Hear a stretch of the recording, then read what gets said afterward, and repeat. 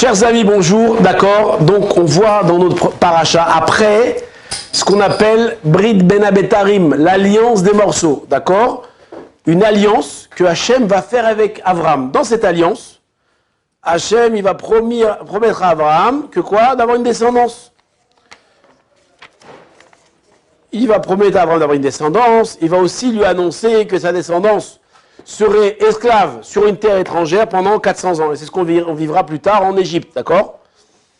Maintenant, donc, ce passage-là finit, et la Torah va commencer une nouvelle paracha. Et qu'est-ce qu'elle va nous raconter? Elle va nous raconter que Sarai, elle ne s'appelait pas encore Sarah, elle s'appelait encore Sarai, la femme d'Abraham, elle n'avait pas d'enfant, elle n'avait pas enfanté. Qu'est-ce qu'elle va proposer à Abraham? Alors que la Torah nous raconte qu'elle avait une chifra. C'est quoi une chifra? Elle avait une servante. C'est dit que c'est sa servante, comment elle s'appelait? Elle s'appelait Agar. Qui était Agar? C'était la fille de Pharaon.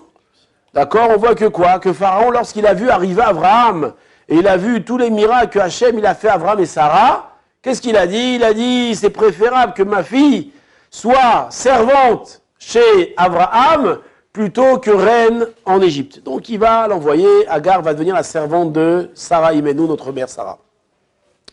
Maintenant, qu'est-ce qu'elle va dire, Sarah à Abraham? Elle dit, écoute, voilà, j'ai pas d'enfant, mais j'ai une servante. D'accord? Shifra mitzrit ou shma Agar. Va tomer Sarah et Abraham. Sarah, elle va dire à Abraham, pardon, il ne s'appelait pas encore Abraham, il s'appelait que Abraham. Hachem ne m'a pas donné d'enfant. Vas-y, prends ma servante, et peut-être je pourrai construire d'elle. Vaishma Abraham, il a entendu la voix, donc l'école Sarah, il a entendu la voix de Sarai, sa femme, d'accord? Donc qu'est-ce qui va se passer? Il va prendre Agar, et Bémet Agar, elle va tomber enceinte. Maintenant, il y a plusieurs choses qu'il faut expliquer, éclaircir dans le verset. La première chose, moi je vous avouerai, pendant des années, comme ça je l'ai compris le verset. Que quoi? Qu'elle n'a pas d'enfant. Elle a dit, écoute, moi j'ai pas d'enfant, j'ai une servante, prends-la et les enfants de ma servante, alors j'aurai des enfants par le biais de ma servante. On a envie de dire, c'est genre mère porteuse, ou c'est genre, voilà, moi j'en ai pas, ma servante elle a des enfants, donc on va élever ensemble l'enfant de ma servante. Comme ça, des années j'ai compris. Mais en réalité, quand vous regardez Rashi, c'est pas du tout ce que ça veut dire. Rien à voir. Rashi dit un truc incroyable. Voilà ce qu'il nous dit. Ibane mimena, je vais construire d'elle. Bisrout. Alors si vous voulez voir dans le verset chez vous à la maison, c'est chapitre 16, verset bête, verset 2. Vous écoutez ou pas? Ibane mimena, je vais construire d'elle, qu'est-ce que ça veut dire? Bisrout, par le mérite. Chez Arnis Sarati, par le mérite que je vais rentrer une matsara. C'est quoi une Sarah? C'est quoi une Sarah? Sarah, c'est un terme matrimonial, on va dire comme ça. C'est la concurrente. Quand il y a un homme, il a deux femmes, d'accord? Alors, une, elle se considère la femme, et l'autre, elle la considère comme ça Sarah, et inversement, d'accord? Donc, une de la Sarah, c'est la concurrente. Maintenant, comme ça le verset Rashi nous dit, par le mérite que je vais rentrer ma concurrente, les Tor Beiti, dans ma maison, par le mérite que je vais rentrer une concurrente dans ma maison, alors j'aurai un enfant. Ou je vais construire, Quel rapport entre le fait que tu rentres ta concurrente dans ta maison, que tu vas avoir un enfant? Quel rapport? La deuxième question qu'on peut poser, on va voir que c'est lié, on voit qu'Abraham, il a écouté quoi? L'école Sarai, il a écouté la voix de Sarai. Vous savez quoi, il a écouté la voix de Sarai? Nous, si on avait été à le pasteur Rashi, comment on aurait traduit? Comment on aurait expliqué? Pourquoi tu as besoin de roi HaKodesh? Comment on aurait expliqué? Sarai, il a parlé avec Abraham, écoute, je te donne un conseil, voilà, un truc et tout. Il a accepté, il a écouté la voix de sa femme, point, c'est tout. Non, Rashi dit un truc plus compliqué. Qu'est-ce qu'il dit? Les rois HaKodesh Sheba. Il a écouté l'esprit prophétique qu'il y avait en elle. Ça veut dire que Sarai va proposer, ou Sarai va dire quelque chose, elle va parler, elle va exprimer quelque chose, et Abraham, il va voir dans ça l'esprit prophétique. Elle dit ça par prophétie. Pourquoi est-ce qu'il aussi a besoin d'esprit prophétique? D'accord? Donc ici, il y a deux questions. On va Bezrat Hashem essayer d'y répondre. Maintenant, si on avance un petit peu dans les versets, On va voir la suite de l'histoire, qu'est-ce qui va se passer. Donc on va lui donner, Abraham va prendre Agar, et Agar, elle va tomber enceinte. Elle va tomber enceinte, mais le problème va tekel giverta be'ennea. Elle va venir légère, sa maîtresse à ses yeux. Ça veut dire que Agar, elle va prendre la grosse tête. Elle va commencer à dire, et moi, et moi, et moi, et moi. Rachid nous dit, qu'est-ce qu'elle va dire? Amra, Sarazo en sitra kiglouya. La face cachée de Sarah, elle n'est pas en réalité comme la face cachée, la face dévoilée. Ça veut dire que vous la voyez, vous, Sarah, comme une femme très, très tzadékette, tout ce que tu veux. Mais moi, je la connais en réalité. Moi, je la vois à la maison. Elle n'est pas si tzadékette que ça. Et c'est pour ça qu'elle n'a pas d'enfant. Le bon Dieu, il a puni. Preuve en est. Regardez-moi, à peine je me suis marié avec Abraham, tout de suite, je suis tombé enceinte. Elle, depuis des années, elle est avec lui, elle n'est pas tombée enceinte. Ouais. Donc, elle n'est pas si tzadékette, Sarah. Je sais pareil, en tout cas, comme ça, elle le dit. Et c'est beau ou pas? C'est pas beau. C'est ça qui dit le verset. Va taquer, elle est devenue légère à ses yeux. Va tomer, Sarah et Avraham, Hamasi. Maintenant, Sarah, elle va venir se plaindre chez Avraham. Hamasi, elle va dire, aïe, aïe, elle va crier. Hamas Asouli, c'est quoi Hamas? On m'a volé, on m'a agressé. On m'a volé. Nous dit Rashi, Asouli, Alecha animetil aonesh. Sur toi, Avraham, je veux mettre la punition, la faute, la gravité de ce qui se passe. Alors, je ne vais pas vous lire Rashi. Je vais vous lire un autre truc, qui est une des sources de Rashi. Alors, ce n'est pas la source officielle, la source officielle, c'est le Midrash. Mais on voit ici, il y a le Targum, Yonatan ben Uziel, qui explique ce verset-là. Et vous allez voir, c'est très intéressant, ça va répondre à nos questions. Alors, il y a deux traductions. Il y a trois traductions en araméen de la Torah. Vous savez, il y a Unkelos, il y a Yonatan ben Uziel et aussi Targum Yerushalmi. Donc il y a Yonatan ben Uziel et Targum Yerushalmi qui vont expliquer ce verset-là. Alors des fois c'est très succinct et des fois c'est très très long. Alors c'est en araméen, c'est un petit peu difficile. Et là, Baruch Hashem, dans ce livre-là, cette explication est ramenée en hébreu, en Lashon HaKodesh. Donc beaucoup plus facile à comprendre. Et on va comprendre la discussion, alors ce qu'on croit être une dispute entre Abraham et Sarah. Alors, qu'est-ce qu'elle va dire? Hamasi alecha, on m'a volé, on m'a agressé. Ve'amra Sarah le Avraham, elle a dit, Sarah Avraham, kol abizyonot, shenigremuli, miagar, toutes les bizyonot. Comment on traduit en français? Humiliation, on va dire. C'est bien ou pas? Toutes les rabaissements, humiliations, d'accord, que j'ai été victime de la part de Agar. Be'ashmatecha, pardon. Elles sont.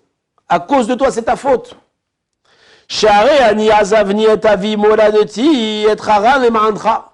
Moi, j'ai quitté ma maison, mon père, et j'ai quitté ma famille.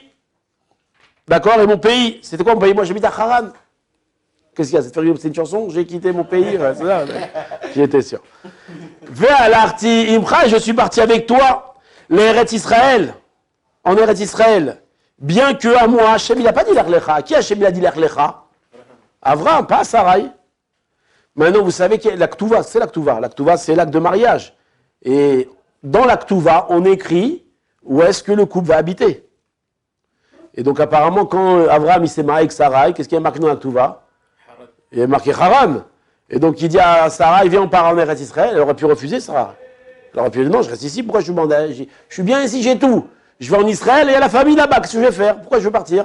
Et malgré tout, moi, Sarah, j'ai accepté de partir pour qui? Pour toi, Avraham. Vega miskamti, et j'ai aussi accepté les idbazot de m'humilier, les mantras pour toi. Chez qui? Chez Pharaon. Rappelez l'histoire de Pharaon ou pas? Quand ils sont arrivés en Égypte, qu'est-ce qu'il a dit? Il a dit, dis que t'es ma sœur. Pourquoi dis que t'es ma sœur? Pourquoi dis que t'es ma sœur? Parce que si tu dis que t'es ma femme, qu'est-ce qui va m'arriver? Ils vont me tuer pour te prendre. Dis que t'es ma sœur, et comme ça, ils vont me faire des cadeaux, ils vont être sympas avec moi pour essayer de t'avoir. D'accord? Et donc moi, qu'est-ce que j'ai fait? Je me suis humilié. Je me suis rabaissé. Pour qui? Pour toi, pour pas qu'on te tue à toi. Alors, je sais pas, mais on aurait pu imaginer qu'une femme, elle aurait dit à son mari, je sais pas, t'aurais dû te battre pour moi, t'aurais dû Je sais pas, non, moi j'ai accepté de m'humilier pour toi, Abraham. Après, c'est très humiliant pour une femme. D'accord, il y a son mari qui est là, on la prend, on l'emmène chez Pharaon, chez Mishmor, c'est terrible. C'est vrai que c'est pour sauver son mari, mais c'est humiliant malgré tout. Et quand j'ai vu que qu'on n'avait pas d'enfant, Mimcha, de toi, qu'est-ce qui va se passer? Iskamti miretsoni ou les mantras, j'ai accepté de ma propre volonté et pour toi, bien que tu ne me l'as pas demandé, quoi? Les shacher et Agar Shifrati 2, libérer ma servante Agar. Pourquoi? Afin que tu la maries et que tu aies un enfant avec elle. D'accord? Ou les achar sherata, et après que tu as vu que Agar, elle est tombée enceinte de toi et elle a commencé à m'humilier, qu'est-ce que t'as fait toi, Abraham? T'as rien fait. Verata shatakta, tu t'as rien dit. Et donc j'ai dû supporter les humiliations. Je m'arrête un instant. Un homme, il est puni pour 3 raisons. Ou bien parce qu'il a fait des fautes, d'accord? Ou bien parce qu'il n'a pas fait de faute, mais c'est ce qu'on appelle Isurim chez Ahava. Hachem, pour lui donner plus de mérite, alors il lui envoie des épreuves, des difficultés. Oui. Ça s'appelle Isurim chez Ahava. Tu n'as pas fait de faute, mais on t'envoie des souffrances pour avoir plus de mérite. Et la 3e chose pour laquelle un homme il peut souffrir, c'est à cause de la midatadin. C'est quoi midatadin? L'attribut de rigueur. C'est comme si qu'il a une épée au-dessus de la tête, ou comme si on avait une colère contre lui. Où il y avait quelque chose qui n'allait pas, on n'était pas content après lui, où il y avait un... Mais sans raison réelle. Midatadin. Maintenant, Sarai, elle comprend que c'est pas à cause de ses fautes qu'elle n'a pas d'enfant. Et c'est pas à cause de Isurim chez Lava qu'elle n'a pas d'enfant. C'est pas à cause de tout ça. C'est à cause de quoi? Tu entends, M. Amir? C'est à cause de quoi? Midatadin. L'attribut de rigueur, il est contre elle maintenant. Il se bat contre eux, contre Avram et Sarai. Pourquoi? Qu'est-ce qu'ils ont fait, Avram et Sarai? Pourquoi est-ce que la rigueur, elle se bat contre eux? Qu'est-ce qu'ils ont fait? Ils n'ont rien fait. C'est des gens très très bien. Le problème, entre guillemets, le problème, c'est qu'ils doivent donner naissance à qui? Au peuple juif. Et donner naissance au peuple juif, ça ne plaît pas à qui? Au Sitra Chara, aux forces du mal, ça ne plaît pas. Et donc, les forces du mal, la midatadine, la rigueur, elle se plaint, non, ma pitob, les laisse pas se marier, laisse pas avoir des enfants. Quoi, il va y avoir maintenant les juifs dans le monde, il va y avoir la morale, il va y avoir ceux qui vont transmettre le nom de Dieu dans l'univers. Donc, elle se bat contre nous.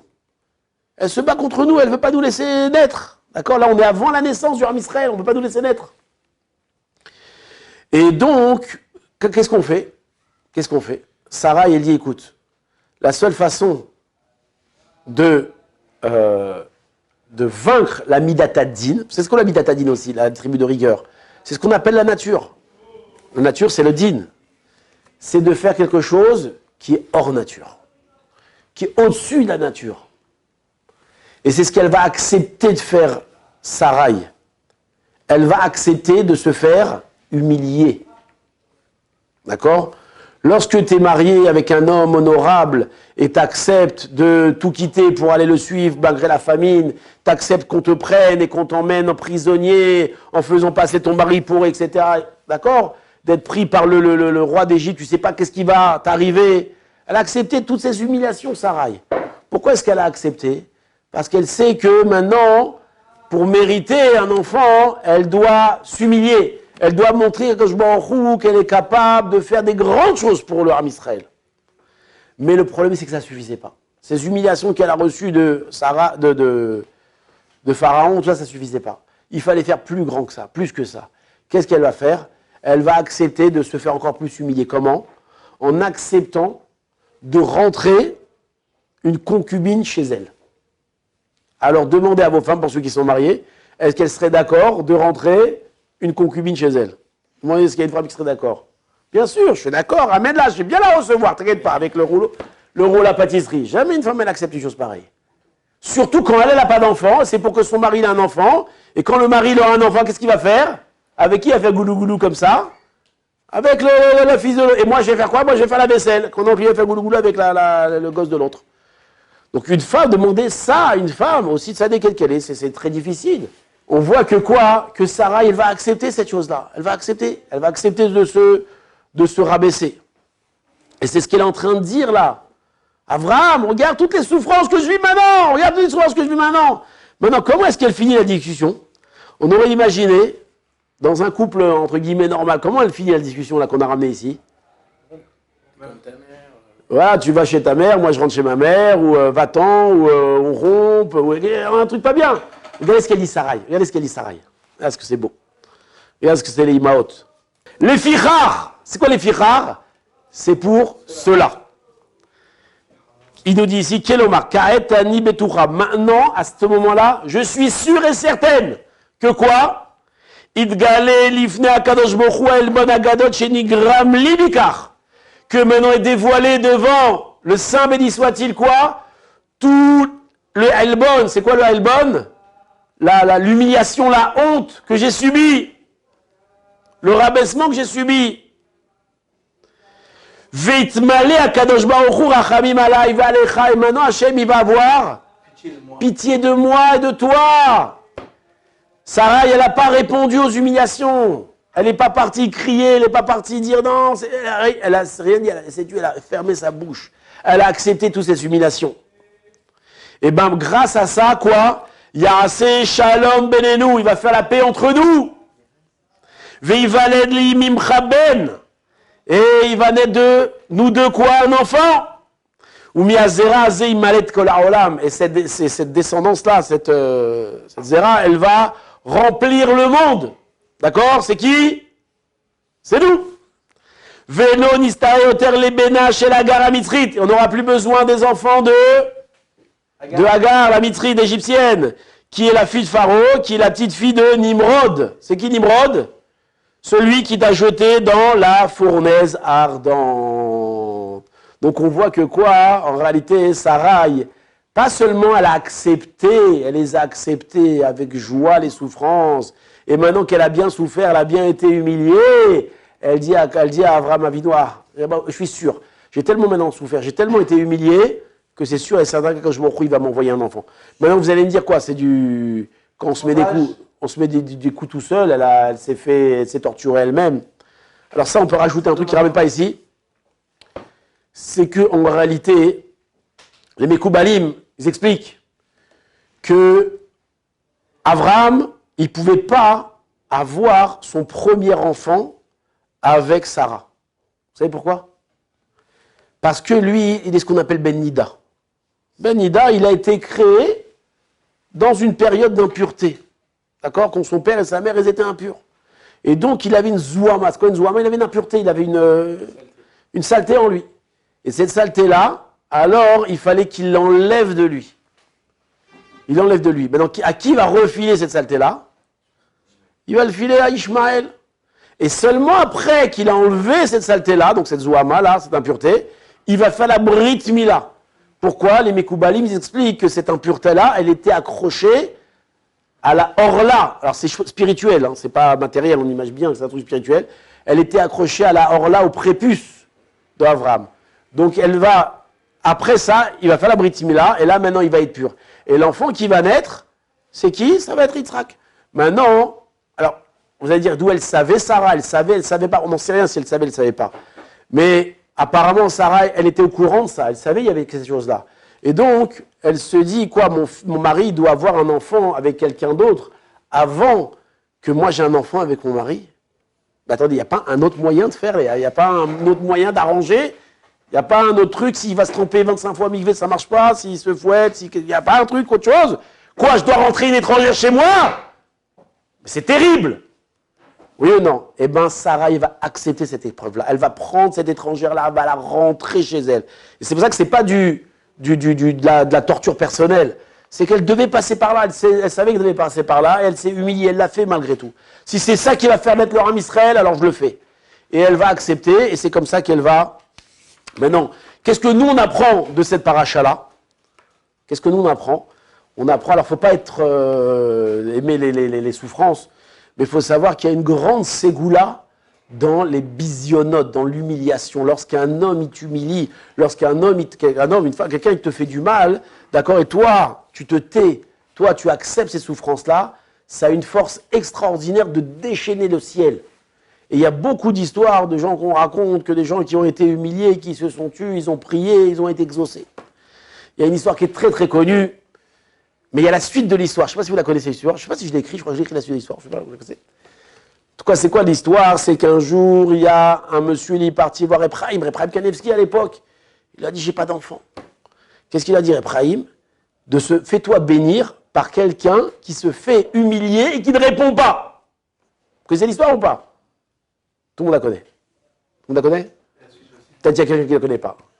Et qu'est-ce qui va se passer? Un jour, cette personne, je me rappelle plus très métal, mais je crois qu'un jour, on était dans un mariage comme ça, une soirée, et il y a un bonhomme qui arrive devant l'autre bonhomme, il commence à lui hurler dessus, à lui crier dessus, à lui dispute, un truc incroyable. Et le bonhomme, il se fait crier dessus, il devient tout rouge, et il répond pas. Il répond pas, il répond pas. Et là, l'autre, il insiste, il insiste, il insiste.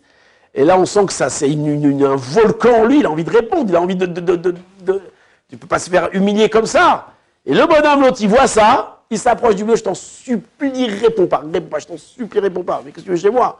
Je t'en supplie, réponds pas, après je t'explique. En tout cas, le bonhomme, il se contient, il répond pas. Et il lui raconte, Ephraim m'a dit, si je veux avoir un enfant, je dois me faire bénir par un homme comme toi. Un homme qui s'est fait humilier en public, mais qui n'a rien répondu. Alors le bonhomme, il a béni, et qu'est-ce qui s'est passé? Il a eu un enfant. Très belle histoire. Où est-ce qu'elle a écrit cette histoire? Dans un des livres du Rav Yitzhak Zilberstein. Maintenant, la suite de l'histoire, c'est quoi? C'est qu'il y a un jour, une dame, elle va à Méron avec sa fille. Sa fille n'a pas d'enfant depuis plusieurs années. Elle va à Méron, et là-bas, dans le bus, ou en dehors du bus plus exactement, il y a pareil une dispute. Un bonhomme qui se fait comme ça, insulter, crier dessus. Et la dame, elle se rappelle l'histoire du Rav Silberstein. Elle va voir le bonhomme, elle lui en supplie, lui répondez pas. Je vais raconter ce matin l'histoire à quelqu'un, et il m'a dit, oh là là, on m'a jamais fait le coup là dans une soirée il y a quelques années. Non, c'est pas la même histoire, c'est une autre histoire. Ça vous pas rigoler? C'est pas marrant? Non, c'est marrant, hein, rigolez. Bon. Qu'est-ce qu'elle lui dit? Laisse tomber. Elle lui dit, mais pourquoi? S'il vous plaît, lui répondez pas, il répondait pas. En tout cas, il lui répond pas. Et à la fin, il lui raconte ce que le Rav Zilberstein raconte, et que cet homme-là, il a béni, elle a eu un enfant, il dit, voilà, ma fille, elle n'a pas d'enfant. Bénissez-la, s'il vous plaît. Il l'a béni, et elle a eu un enfant, Mazal Tov. Maintenant, c'est quoi le principe ici, hein? Non, elle était déjà mariée, la fille. Sûrement. Maintenant, le principe, c'est quoi? C'est que il y a des choses que selon la nature, je ne dois pas les recevoir. La seule façon de les recevoir, c'est uniquement si je change de système. Je passe du niveau du système naturel au système surnaturel, c'est moche comme mot, alors au système divin. D'accord? Et donc lorsque toi, tu as un comportement divin, tu as un comportement, allez bien on le dit, surnaturel, qui est au-dessus de la nature, alors Akadosh Baruch Hu, il se comporte avec toi au-dessus de la nature. Si d'après la nature, tu ne devais pas avoir d'enfants, hein, alors au-dessus de la nature, tu auras des enfants. Et où est-ce qu'on voit ça? On voit ça, donc de cette histoire, on voit aussi de Sarai, que par ce mérite-là qu'elle s'est contenue, elle a mérité d'avoir Yitzhak. Maintenant, hier, c'était la Iloula de Rachel Imenu. On voit aussi que Rachel Imenu, c'est exactement la même raison. Pourquoi elle a mérité, elle, d'avoir des enfants? Pourquoi elle a mérité? C'est aussi, elle a été humiliée, elle s'est tue, Rachel. Et par ce mérite-là aussi qu'elle s'est tue, elle s'est humiliée, par ce mérite-là, à la fin des temps, par le mérite de Rachel, Akadosh Baruch Hu, il va ramener les exilés. D'accord? C'est par le mérite de Rachel, parce qu'elle a su se contenir. Donc, ne nous disputons pas. Quelqu'un qui se fait humilier, il doit comprendre que c'est un cadeau qu'il reçoit du bon Dieu ici. Et qu'il accepte les souffrances avec amour. Donc, je suis un beau parleur, mais je ne venez pas m'énerver. Non, j'espère Hachem que je surmonterai toutes les épreuves. Mais j'en veux pas des épreuves, hein. Ne me les amenez pas. Non, on ne veut pas les demander. Mais si, Hazve Shalom, ça nous arrive, alors il faut savoir assumer, il faut savoir surtout en profiter. Voilà, Bezrat Hachem, Chazak Baruch.